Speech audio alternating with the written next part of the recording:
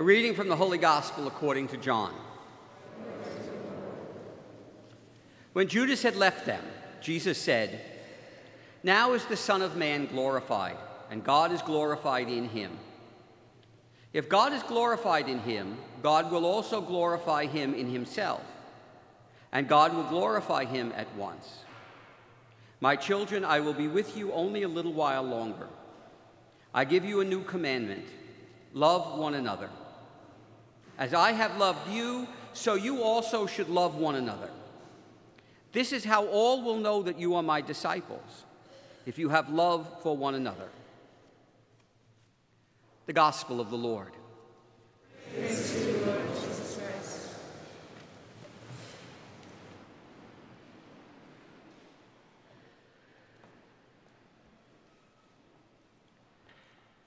From ghoulies and ghosties and long-legged beasties and things that go bump in the night, Lord, protect us. An ancient Irish blessing. It was a dark and stormy night. The opening lines of many a horror story and a mystery story. There is something about darkness that scares the daylights out of us. I don't know if it's inherent in our genes or it is something that simply developed in us as humans over time. But human beings are scared of the dark. Not just little kids, but most of us, somewhere deep inside, are scared of the dark. Part of it probably came from ancient times, before fire was discovered, when darkness was a time of genuine danger. You were trapped wherever you were in darkness. Unless there was a full moon, you couldn't go anywhere. Terrible, awful things came out at night. Predatory animals, things that brought death, came out at night.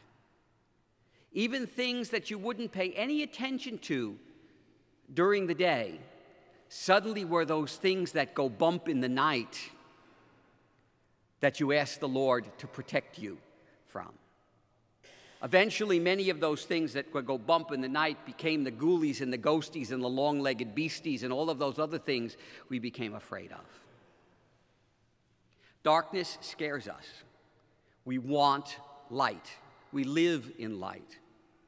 In fact, if you ask me what one of the greatest inventions ever, let alone in modern times, one of the greatest inventions ever that literally changed everything about how we do life in our world was the electric light. It transformed night into day. In this day and age, we can't live without our electric lights. Look at the confusion that happens whenever there's a blackout, especially in cities. Now, occasionally, in the middle of the summer, when standing here under all of these electric lights, it wouldn't be bad if they were a little bit less. It does get a little warm up here in all of the light. But light brings heat, light brings safety, light brings comfort. And darkness in our minds brings cold, brings fear, brings death. In this reading from the book of Revelations, this wonderful, wonderful vision. It's basically the last vision that John has in the book of Revelations. John lived in a very terrible time. The persecutions by the Romans at the end of the first century were terrible, some of the worst that the church had ever suffered. It was truly a time in John's mind when darkness reigned.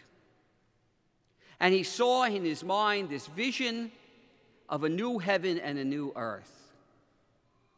And the most spectacular part of that vision is the beautiful sign of the new Jerusalem coming down from heaven.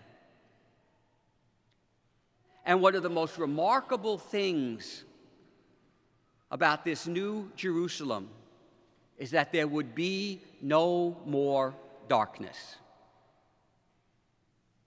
We sang last week, "In him there is no darkness at all. The night and the day are both alike. The Lamb is the light of the city of God." That's from John's Revelation.